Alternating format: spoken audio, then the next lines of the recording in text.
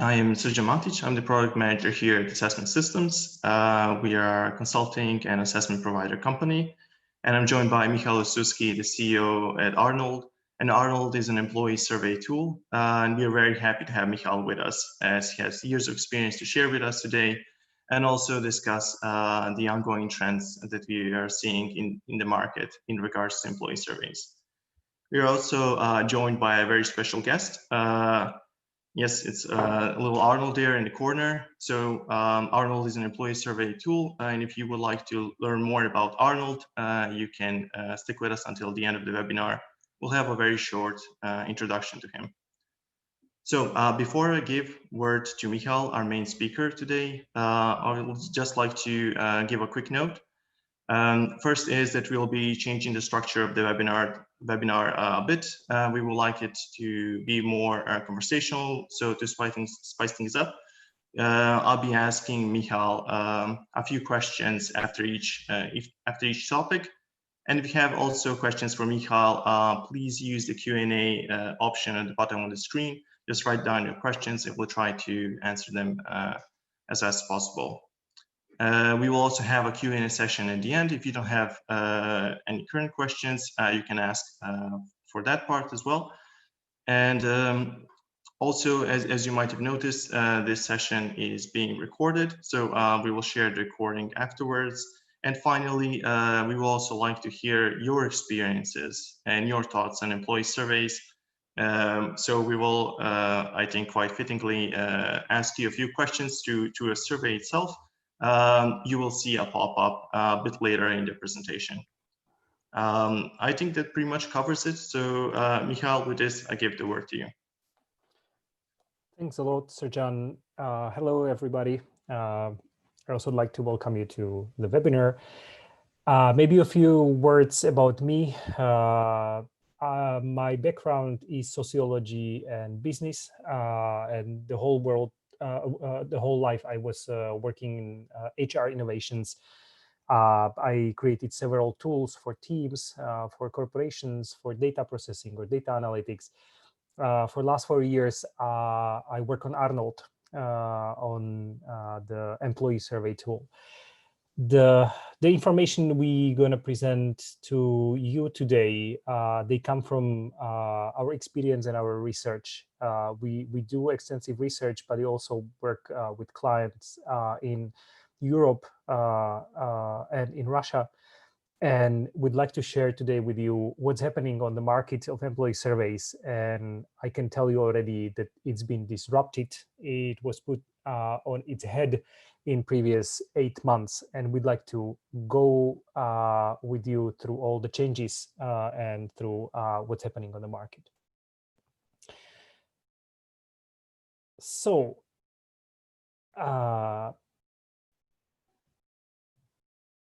yeah, so what you're going to learn today is a few words about the market, a few words about the trends. We're going to provide a lot of examples, and also we're going to tell you a little bit more about Arnold, the tools that we are developing and providing. So before we dive into the trends, let's go through the 4 major things that happened on the market since March, depending on in which country you are. But most of the countries were hit by coronavirus in March or early this year. The employee surveys, it was a very traditional area, very traditional segment. The first survey I was running 20 years ago, and I remember that the tools that were on the market, they were already 10 years old, 15 years old. Not many innovations, not many changes. There are providers, the worldwide providers, which do this for years. They do it in a very similar way. Heavily, it was heavily based on long questionnaires, benchmarks. One company having the same questionnaire in every country. Well, what we can say that what happened in March with coronavirus, the whole sector, the whole industry of employee surveys were turned upside down.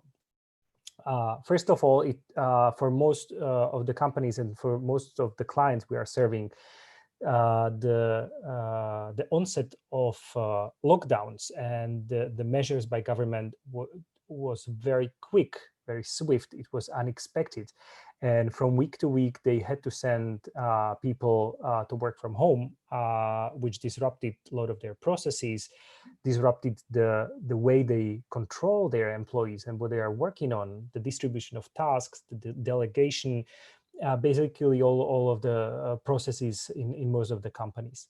Some companies were locked down. They had to stop operating. They had to pause, especially in the travel industry or restaurants. Some of the companies were actually hit in a different way. The demand for their services surged. They had to hire a lot of people, and practically they have to expand in several weeks. Some of the clients we have, they have tripled or quadrupled their revenues in several weeks. The most significant factor in all of these was the absence of physical presence for people, which translates to working remotely. In a lot of the countries that we are operating in, the people had to stay at home. And also the significant factor here was they had to have their kids at home because the schools also closed. So what happened was most of the CEOs and the people of the CX level people in the companies, they lost sight of the people. They cannot follow them.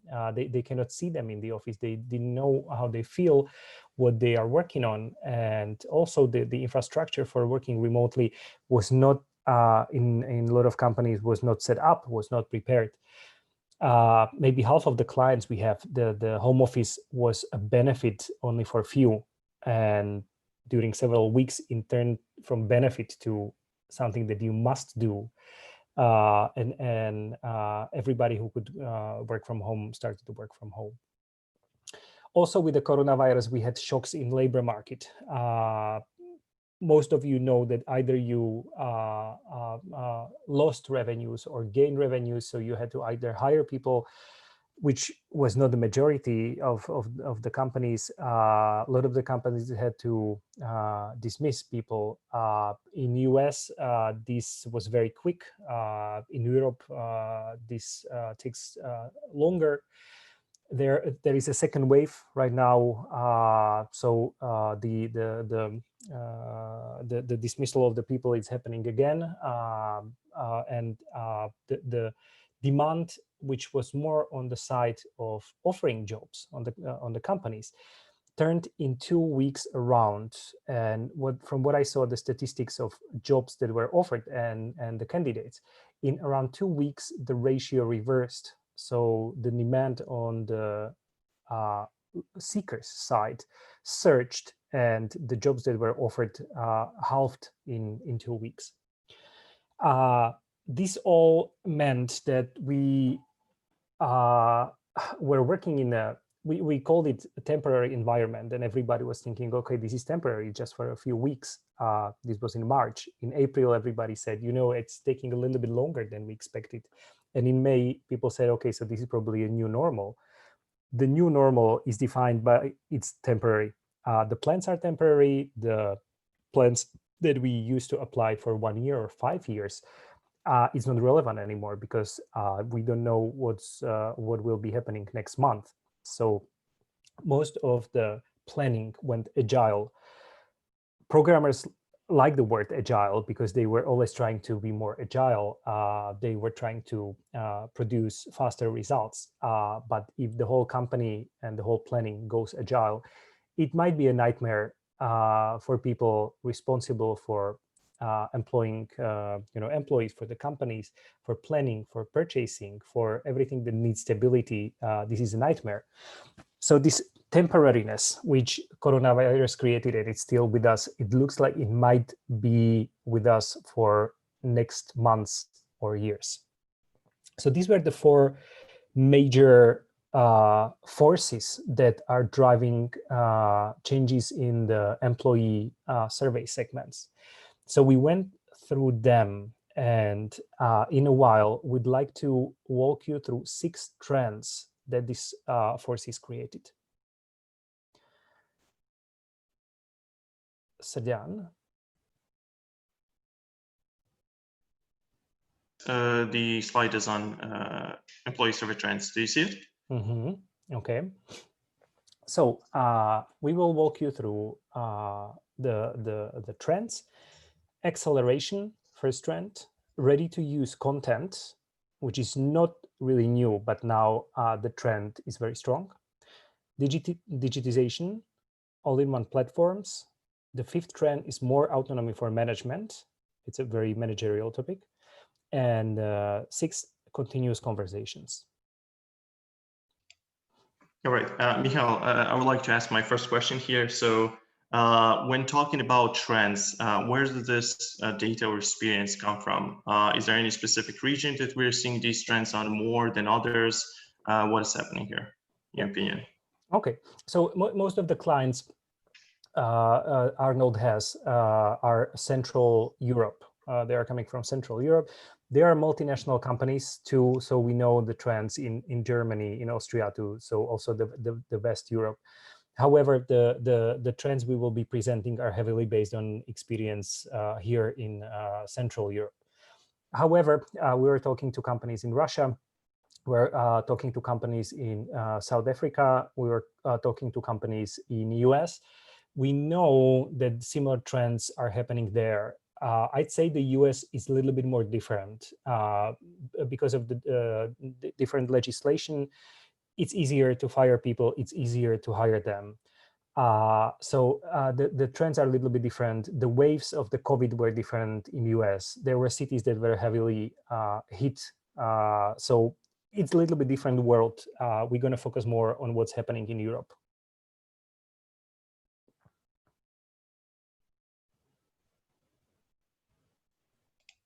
Thanks, Michal. Let's move on. So now we have another question, but this time is for the audience. We would like to ask you the question, what challenges does your company face while conducting employee surveys? So you can see a pop-up with the surveys. I'm just going to read it for those who maybe don't see the pop-up regularly. So the question is, what challenges does your company face while conducting employee surveys? And it's a multiple choice, so feel free to take more options. The first one is employee reacts negatively or indifferently to surveys. The second one is employees don't have time to fill out survey forms. Survey form is cumbersome. Survey forms are difficult to change. Survey results are difficult to process or interpret.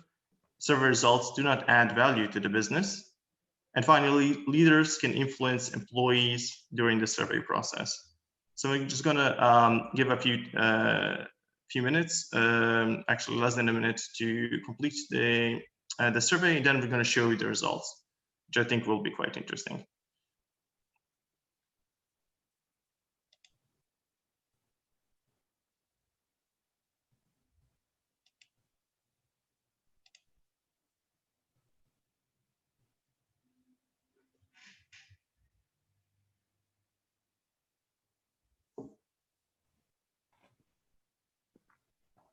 All right, I think that's enough time. So let's see the results.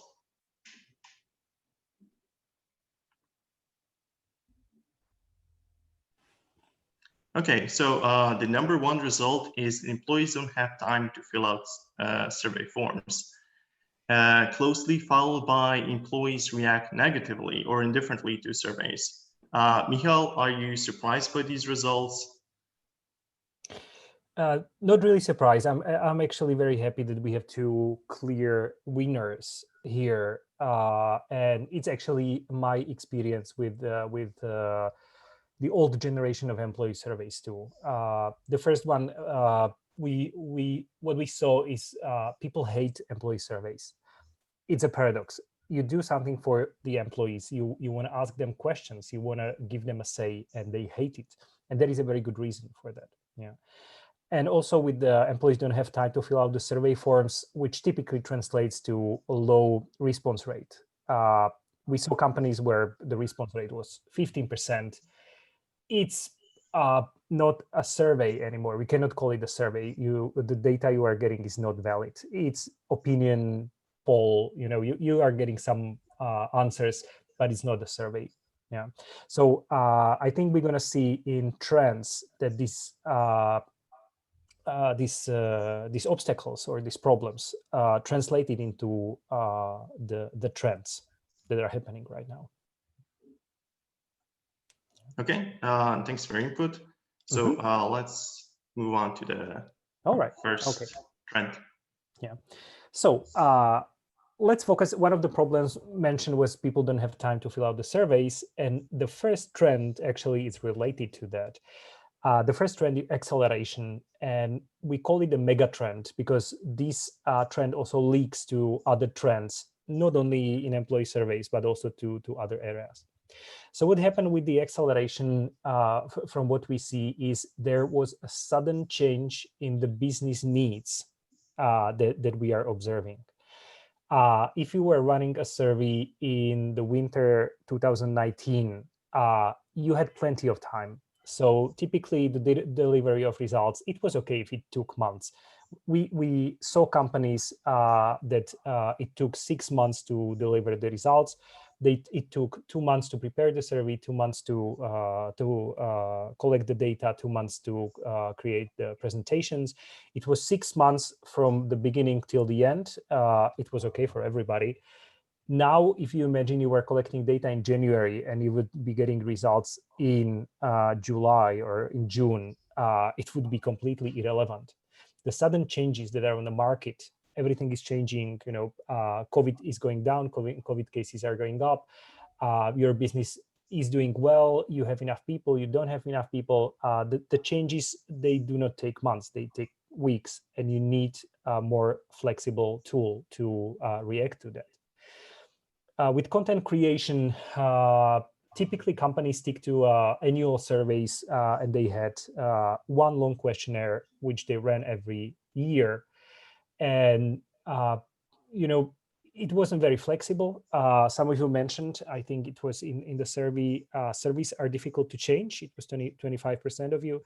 Leaders can influence employee surveys during the survey process, 25%. So it was also an issue you mentioned.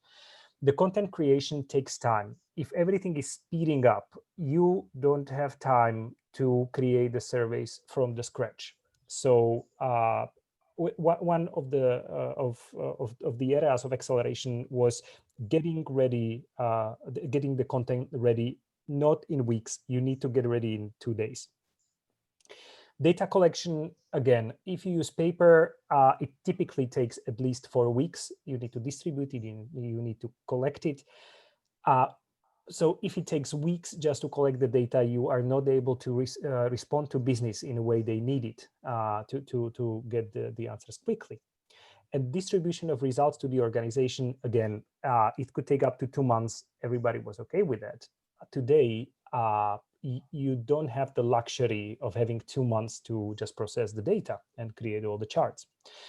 So how we approach this with Arnold, we realized that the annual surveys are old school. It's no more relevant for the business today. And the companies that were relying on annual surveys, or today they are relying on annual surveys, are simply getting irrelevant data. They are already old by the time you process it and you have the results. So what we did, we changed the frequency of the data collection to quarterly or monthly. If you do a survey every month, then you can get the relevant data, but you need to speed up the process. You need to have a lot of automation in that process. You need to have some content that you are putting into the process. So we end up with the automation and the routine around Arnold being able, and this was the extreme, but we did it for one client. 5 days in a row, they ran a survey every day, a different module, in the end, every day, 6 p.m., the results were distributed. So they were able to cover 5 areas with a very good response rate, because it was 5 minutes only for everybody in the company every morning that they were filling out the survey. They were talking to Arnold. And I think this actually illustrates how quick the surveys need to be. If you need to run it in one day, it needs to be flexible enough. It's not a good idea to run this every day for the next month or for the next year, but it's a good idea to have a tool that is flexible enough to be that quick. All right. So when talking about speed and surveys at the same time, so I think a lot of people would think of pulse surveys. Where do you think they stand? Do you see them taking over in the next period? Yeah. So pulse surveys, they were very popular 5 years ago. It's a trend that started in the US. Some European companies adopted it. Even with Arnold, we were experimenting with making it a pulse survey 3 years ago. We realized that pulse survey, for those of you who don't know what it is, it's a very short questionnaire. Let's say 2 questions then that you run in the company. Let's say every week. It's very quick. You're getting a lot of results, but you cannot ask too much content. You cannot ask too many questions because people wouldn't reply to that. If it's 1 or 2 questions, then the response rate is okay. When we experimented with this and we did the research with companies that use pulse surveys, they say, it's if we compare it, it's something like a thermometer. If you don't feel well, you can measure your temperature. When you are sick, it's about 37 degrees Celsius. You are sick, but you don't know what's happening. You don't have the detail from the thermometer itself. With pulse surveys, it's very similar. You typically know something is not right because you have the question, for example, how was your week? There is a tool called Friday Feedback. You have a question, how was your week? And you know that this week was worse or better than the previous week, but you don't have enough details from a pulse surveys to answer the question, okay, what's wrong? What should we do about it? You don't have enough information to empower your managers to do something about it. So I think the pulse surveys, it was a fashion 5 years ago, but it's too shallow to become a standard as a managerial tool. All right, thank you. Mm-hmm. So trend number 2, ready to use content. This is heavily dependent on the trend number 1, speeding up or acceleration. If you have 2 weeks to create, run the survey and distribute results, you don't have the luxury to have 2 weeks just to create the content, have the focus group, ask your managers. The reaction of the industry to this was to create a ready-made content or ready-to-use content. There are several types of ready-made content. If you go to Google and just ask, what are good questions for employee surveys, you get a lot of articles, 13 best questions that you should use in your employee survey, or best practice with 5 classic questions in employee surveys. With this type of content, the trouble is it was not written for you. So typically you end up with generic questions that don't reflect the reality of your company. And sometimes you end up with something that looks good, but can backfire. I'll give you an example. Employee NPS, Net Promoter Score. It's a metric. It's a metric that was borrowed from marketing, where it's used for customer engagement. It's the question says, how likely is it that you are going to recommend this product or this job or this company to your friend? Well, some of our clients used this previously, but the result of this question is there are even more questions around the result. For example, are people really recommending our company to others? Or, what should we do if people are not recommending our company to others? Is it bad? some companies said it's a metric of loyalty. So, if people are not recommending, they are not loyal. But then that's not true. The loyalty it's a different concept. It's a different dimension. So the trouble with the ready-made content is you need a really well curated content, ideally made for HR people, ideally made for you. What the Arnold approach to this was, we created 30 micro topics. For every topic, we do an ideation. We invite experts over to elaborate, for example, on loyalty, to find the one good question that is going to measure loyalty in your company, and that is going to address this in a way that will not create confusion. Yeah. So, for example, with loyalty, we use the question, how likely is it that you will be working for this company in 1 year? It's a perfect question, because all the managers that are getting results, they understand exactly what it means if the people are not willing to work there, if they don't want to work there in 1 year's time. So the response of us to this was to create well-curated micro topics. All of them are brief. You mentioned the response rate is a huge problem. So we created these small topics or small conversations within Arnold. Arnold is not using questionnaire. It's a chatbot, so it's using conversations, but it's actually the same structure as a questionnaire. So we created these small questionnaires, these small topics, where there are 7 key questions, which are well tuned, so it works in most of the companies. They are very brief, but it's not easy to create these brief topics. Yeah, there is this saying, I apologize that I'm writing a long letter to you. If I had time, I would write a shorter letter. Yeah, so it's the same with the questionnaires. It takes time. It takes a lot of effort to have a brief questionnaire or brief conversation. And needless to say, there are specific contexts. So if you are going through relocation, if you are going through COVID impact, if you are going through some issue with the rising workload and revenues, you need to be able to address this in a meaningful manner. It needs to be relevant for the people. All right.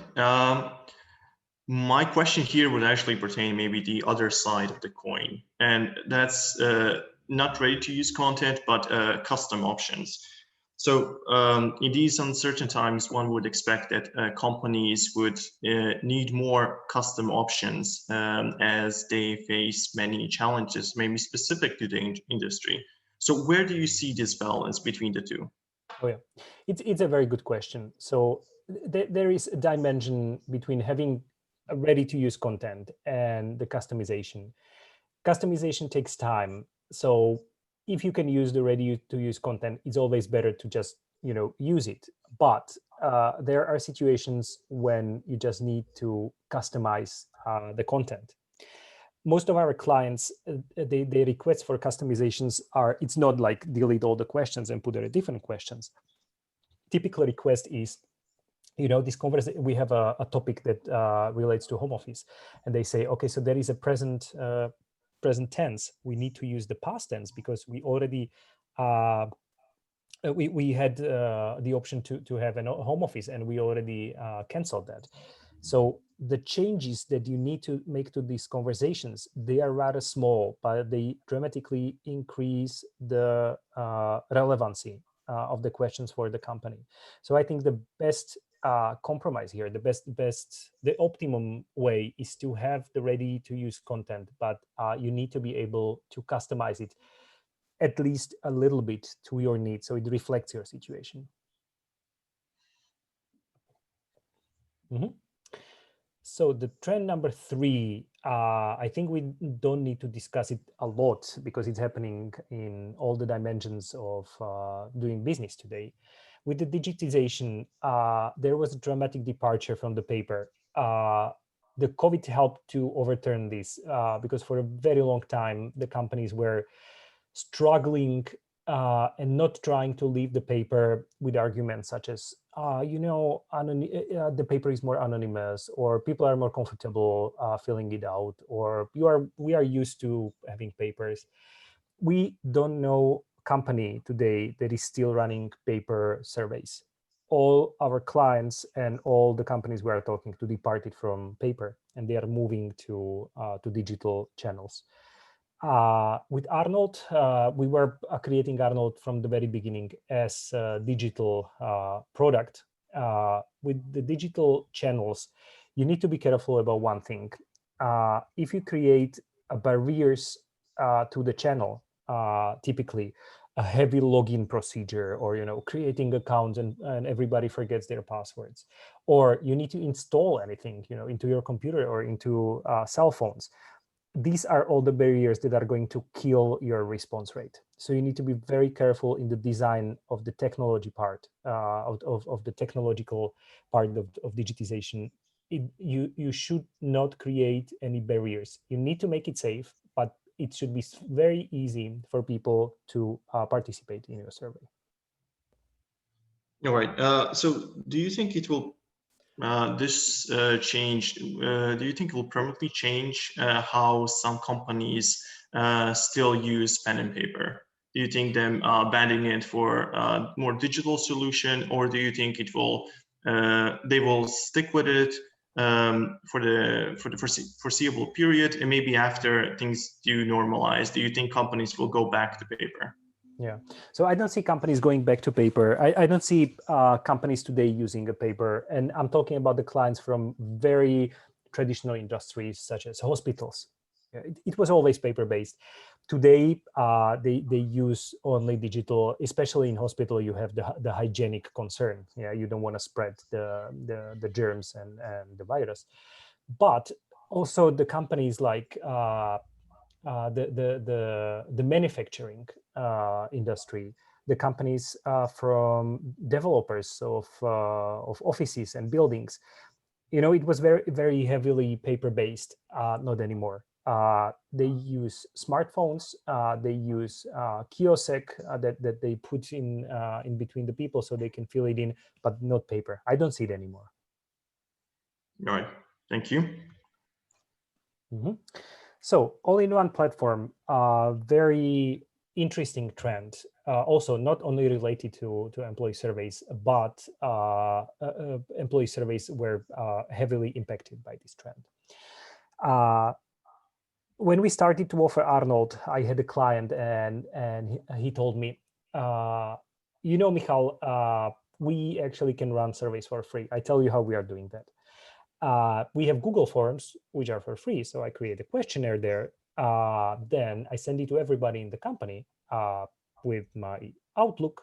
But then I want to do reminders, and I'm not able to tell who already participated. So I send it to the whole company, and then people scream at me and say, I already filled out your survey. Why are you sending this to me again? So I just wait for the participants to fill it in, and then I go to Excel, I create charts, and in PowerPoint I present them, and then again through Outlook I send it around.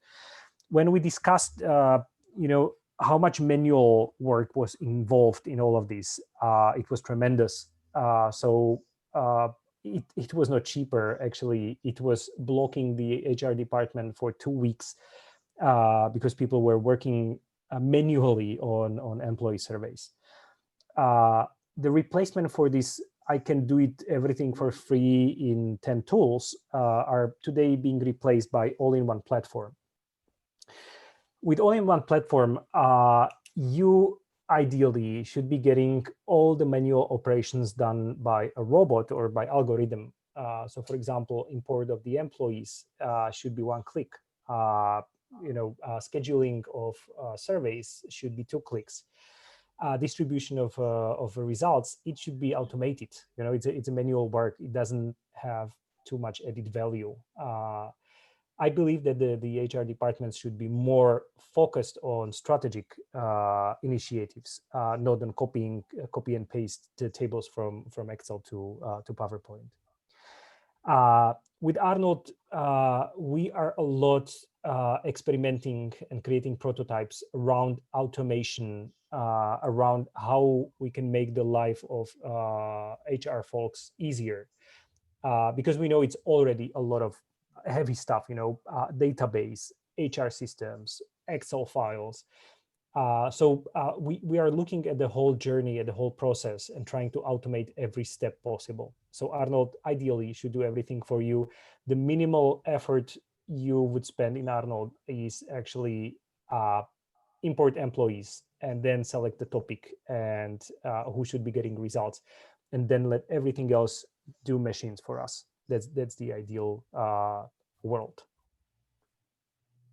All right, so we've seen an increase in specialized platforms for surveys, tests, and so on. So do you think maybe in the future we can see one large platform that encompasses everything? If we can, do you think companies would be interested in that? And also, what would be the advantages and disadvantages of such a large platform? Oh yeah. Okay. So with this all-in-one platform, you see this everywhere. You see banks are trying to create one application from which you would access not only the accounts you have in that bank, but also all the other accounts.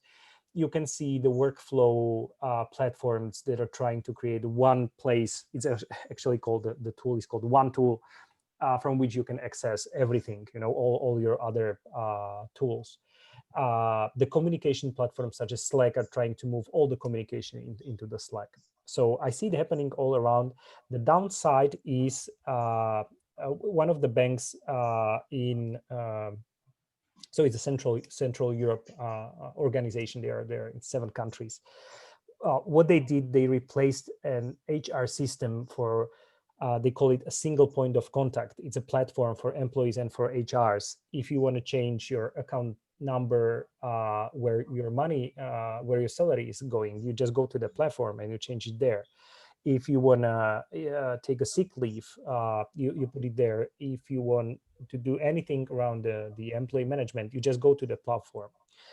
The downside, it's very efficient. The workload related to these manual tasks were reduced. But there is a downside to it. So the people from the bank told me, Michal, everything we want to run right now, a new tool, a new idea, we are not able to put it in our platform. The platform is closed. So the only way how to actually put a chat or a collaboration to that platform would be to go to the vendor and ask the vendor to put it there, which costs money. So the downside of the platform is if the platform is too big, it's impractical because it ties your hands. It doesn't allow you, it doesn't give you flexibility. And flexibility today is very important because you need to adjust every week to what's happening on the market. So the platforms that are too big, I see them as a threat to flexibility of your business. Where I see the added value of platforms, if it's a specialized task, such as internal communication platform, employee survey platform. So the platform that is specialized at the task and it's doing a great job in the given area. All right, thank you very much. Mm-hmm. So this is a very interesting topic, more autonomy for managers. Maybe some of you that are participating today already smiled when they saw the title. I did.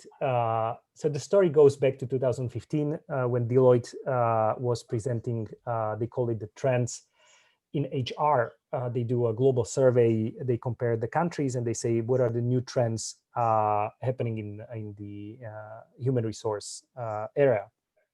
I saw this, the companies will move from hierarchy to the team of teams. They call it team of teams. And I was discussing this with them heavily because I didn't see it happening around. And they provided an examples, not too much from Central Europe, but they were providing examples more from US, from Western Europe, when the autonomy, when the board said, guys, we don't want to be this, army style management. We don't want to decide what can be decided on lower levels. We just want to be here to provide the network that you need to operate the company. What happened during COVID, and I was surprised that I came back mentally to the Deloitte report, was a lot of the CEOs complained to us that they don't see the people, they cannot speak to people, they don't know what's happening with their people and what's happening with their company. Some of the CEOs, they have this habit to just walk around the company, and if there are 300 people, it's okay, just go around and ask, hey, how are you doing, what are you working on, and just to have this overview if people are okay, if people are working actually, what's happening in the company. With COVID, this disappeared. You had 1,000 people at home. You were also at home. You didn't see them. You don't know what was happening. There were some people who stayed in the operations out there in the branches, or in oil stations, gas stations, in grocery shops. And what happened was that these people in the branches, they had much more information about what was happening. They had more relevant and up-to-date information than the CEO. So what a lot of the companies did, they actually let the people on the lower levels have more autonomy in the decisions. And I think it was actually a good idea, because the CEOs and the boards didn't have enough information to make evidence-based decisions, to make good decisions. Yeah. So I saw this happening from March, and it's still going on. And even with the second wave of COVID, the autonomy is diluted, is distributed more in the company to the people who have bigger picture than the top management. What you need to provide to the people is relevant information. So for example, with the employee surveys, if you have an employee survey and you have just one report for the top management, I would say it's irrelevant today. If you don't have reports for managers, what's happening in their teams, what the people are saying, it cannot be relevant today. It's too centralized. You need a tool that is able to collect the information in the whole company, but also to distribute the information around the company, even to the managers on the lowest levels. If you have a network of cafeterias, every branch manager needs a report what his or her people are saying, if they are fine, if the workload is too heavy, if they are having problems, or the other way, if they are very happy in what they are doing. So this is a very interesting trend, and the COVID actually very much pushed in this area, and I'm happy for that, because I think it's a good trend. And this masculine type of management was preventing, from distributing the power from the top. A lot of the CEOs like the idea of having so much control and so much power. All right, and what do you think from the manager side? Do you think they're looking forward to this more responsibility, more autonomy? Well, I don't know if this was the case a year ago, but from what I see in the reports, they were thrown into water. So today it's not the question, do you want the responsibility or not? You are a site manager in a big grocery shop. You have the responsibility for your people. The top management is in the dark, and you need to make those decisions. You have COVID positive people on board. You need to make a quarantine. You need to close the shop, or you need to find new people that would help you with that. You need to make those decisions. So technically, you were forced to having more responsibility. It was not the question. You wanted, guys, let's put it in our individual development plans for next year. No, it happened in 2 weeks, and you had to stand for it. All right, thanks. Yeah. Okay, and this is my favorite trend, continuous conversations. So we mentioned that most of the survey tools actually stopped working in these yearly cycles. It's simply too long for today. You cannot collect the data once a year and pretend it's enough. It's okay to ask employees just once a year how they are doing. So moving to the monthly cycles or quarterly cycles enables a very interesting thing. If you are able to adjust the content, adjust the conversation, or adjust the questionnaire, you can actually collect the data in March. And in April, you can provide an answer in the questionnaire or in the conversation and say, okay, guys, we heard you. You feel uncomfortable with the heavy workload. This is what we propose of doing. And you let the people vote for it, which is the most preferable option for them. And this happens in April. And in May, you can tell them, okay, so you voted for this. It's related to some costs. So we will be switching off, one of the benefits, but we are going to give you this benefit that you asked for. And in July, you can start a new topic. You can reply in August, and in September, you can tell everybody what's the result. Employee surveys, if they were run once a year, didn't allow for this. Even if people complain and they say, we see no response from the company, we actually don't know if anybody was reading the results. The whole pre-COVID employee surveys world was very hard. It was very slow. What we see around today, if the tools are used properly, then you can have a very good conversation. Probably it's the first time that when companies are able to have a conversation with employees, when they are able to tell them something in March and reply to that in April, because they have a platform when they run every month a survey or a conversation. Yeah. So there are several ways how you can do this. I give you a few examples. We have a big company, more than 2,000 people.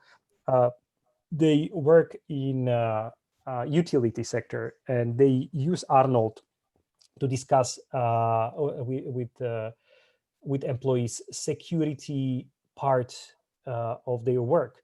If all the processes are followed, if people feel secure, when they're transporting the heavy materials or working with dangerous liquids, and they creating an ongoing conversation around the safety and security of employees. One example. Another example: a finance company introduced a new product portfolio and the documentation related to that. It's the most boring thing that exists in the company's documentation. So how do you introduce this? You just let everybody know with an email, and everybody deletes that. Nobody's reading. Yeah. So what they did, they used Arnold to introduce the various parts of the documentation, and it's actually a very good idea. You can have an ongoing conversation around those regulations and rules you introduced, and you get the feedback from the people, and if they're reading it, if they are following it, or it's just on the paper. What's the most important part here probably is you can actually involve managers in creation of the topics. You can tell your middle management, come on guys, help me create the topic. We're going to talk to our people. I want to know what you want to talk about. I need to know what kind of information do you need. So here is an opportunity for you. Come here and create the conversation with me. Yeah.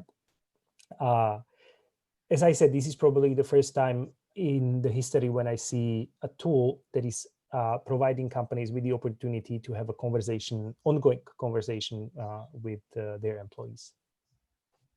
All right. Very quick question from my side, since we are near the end of the webinar. So regarding the frequency, you already mentioned once a month, quarterly, and so on. So what would be the break point if you want more conversations per month? How much is too many? Yeah. So we tested it. We started with the poll surveys. It was going away once a week. We realized it's okay for employees. If it's like 5-minute questionnaire, 5-minute conversation, people are okay.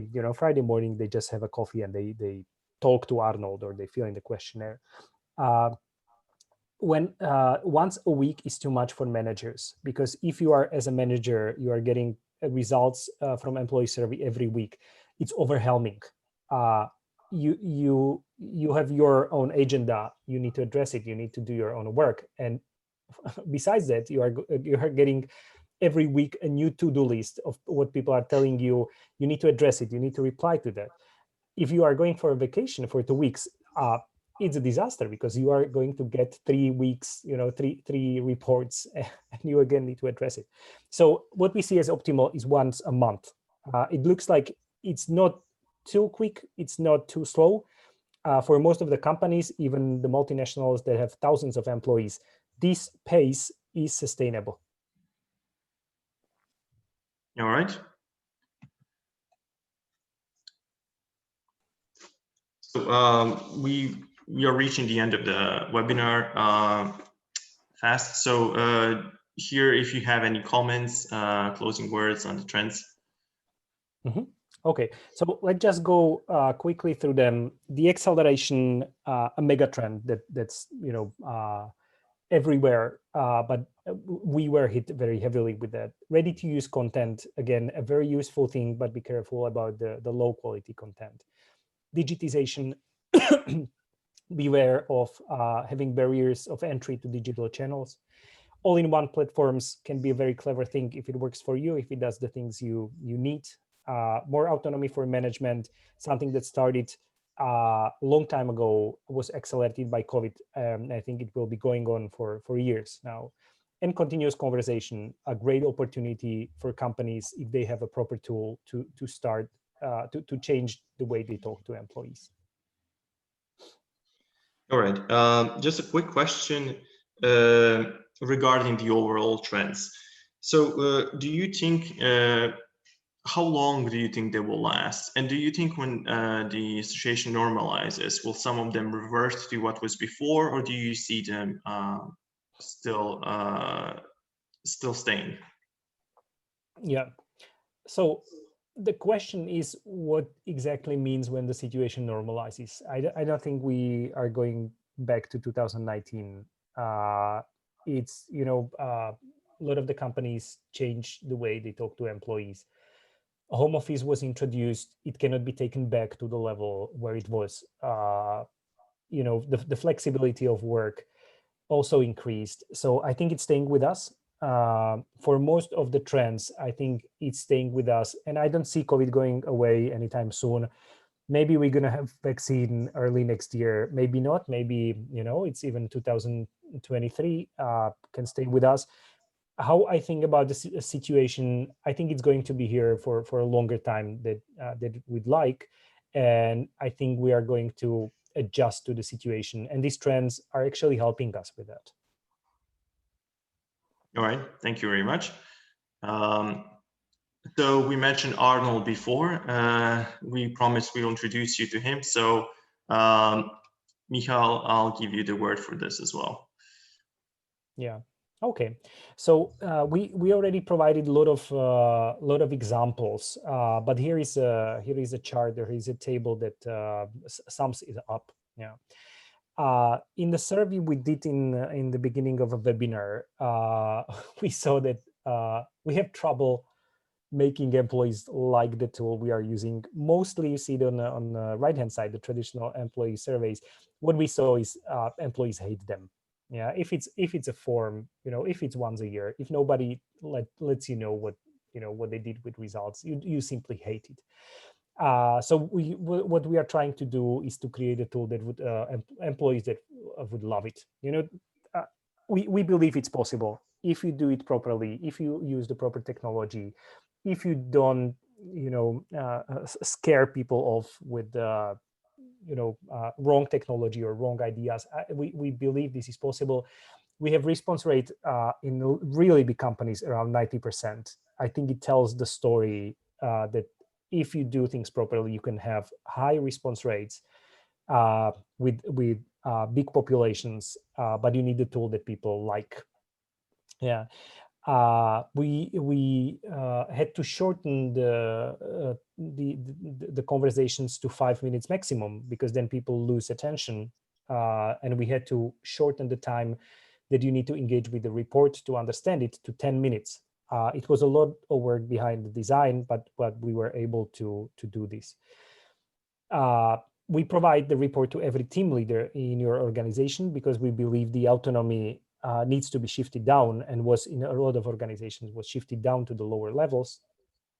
It needs to be very quick. Ideally, right after data collection, the reports are created and sent around. Some of you mentioned that they don't have freedom to change the survey. Survey forms are difficult to change, 25%. Exactly. We believe that you need to be able to pick the micro topics or the areas that you want to discuss. You need to be a manager of the tool. The tool cannot manage you. You need to manage the tool. So in Arnold, you can only discuss the topics you choose that are relevant for you. And this is okay. So it's we didn't devote too much time to this, but the impact part of the surveys What we saw is in a lot of companies, it's just a ritual. Nobody believes it will have an impact. It really does not have an impact. The companies were just running every year the same questions without having an ambition for the process to have a really big business impact. We think it's wrong. We think it should have a business impact. We don't tell you what kind of impact it is, but it should have an impact. If you devote so much time and effort of your people to fill it in, to provide the data, it should have some real world impact on your business. Thank you. We're going to be switching now to Q&A, and you already have our first question. So the question is, what analytics does the company look at in addition to basic statistical and analysis on all issues? And it's a really good question. Very good question. Thanks. Yeah.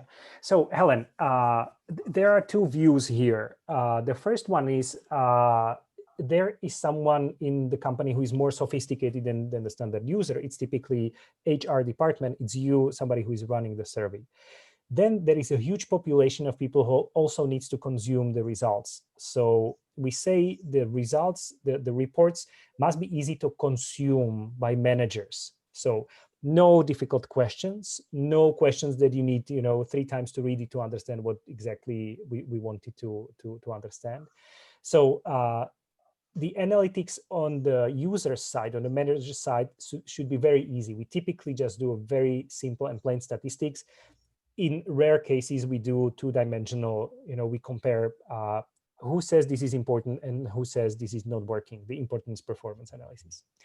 On the side of the more sophisticated users, which is typically HR department, we complement this. We provide more insights.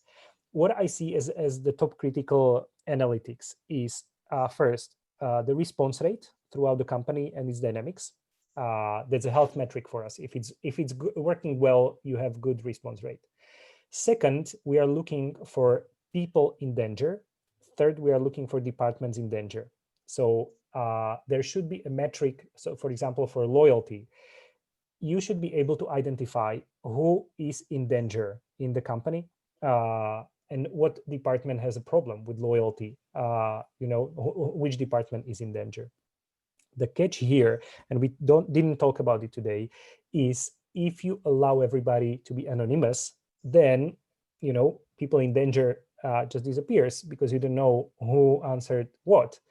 In Arnold, we let the people to choose the anonymity, and exactly because the question you ask, we want to have a good metric, we want to have a good analysis that you can, as a manager of the tool, that you want to have. You want to know who is in danger. If we talk about the satisfaction, also you want to know who is in danger, who is not happy, who is not satisfied in the company. If we talk about engagement, you want to know who is disengaged. What can you do about it? Yeah. So on the part of HR department, there is this metrics or the results that are addressing individual people, individual department. All right. To everyone else, if you have any questions, please use the Q&A button at the bottom of Zoom. In the meantime, we still have a few minutes more until the end. And I'd like to ask a question, an additional one. So I'm interested in what's the biggest interest the clients had with over the years in employee surveys. And I'm thinking of, for example, which topics, or if they use customization options, which customization options did they use? Do you see a trend here? Yeah. So pre-COVID, it was a lot about development feedback, managerial feedback, and the CEOs, it was always about the strategy, performance, goals. Yeah. With COVID, everything changed. So from the March until I think May, it was home office, psychological well-being, change management, and internal communication. It was like 4 top topics. All the companies were running this. They needed a feedback on how they are doing with managing the change. In the summer, we saw coming back to the topics, but the topics like happiness, no companies are running it anymore. It's more hardcore topics related to workload, to operations. Yeah. last 2 weeks, I see companies coming back to the COVID topics, which relates to the second wave. Okay, we still have 1 minute to go, and we just received an additional question. So very quickly, if there's too short time between two surveys, there is no time for making action plan changes. What do you think about that? Yeah, so let's do quick answers because there are more questions. So typically, if we run month after month, there is enough time. If we are running week by week, you are right, it's no time for making action plans. It relates to the trend number 5. We believe that the action plans should be located at the lower levels of the company. So we think the middle management should be taking care of action plans.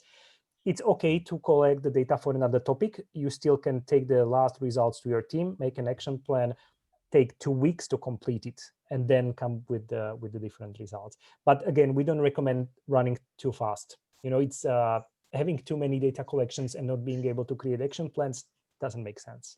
Yeah. All right. The next question is, how does your platform handle answers to open questions if there are multiple markets and different languages? Great question, Helen. So we discussed with Google borrowing of the library for doing automatic translations, and we agreed on using it. So we have this module from Google. If you are a manager, for example, from Hungary, and you have Slovaks on board, and they write their answers in Slovak or in Polish, we are able to provide automatic translations, which seems to be enough for the managers. Or typically you have expats, you have people coming from UK managing the team, they don't understand the local language. We do automatic translations. With the open questions, we will be releasing in Q1 a topic detection algorithm. So we will be able to detect the topics that are mentioned in comments. It's artificial intelligence thing. It's a very complex algorithm. So we are testing it right now. It looks okay. We need to figure out the multi-language. So I will be able to detect the topics into simultaneous languages and connect it together. This one we don't have right now. We were working on it.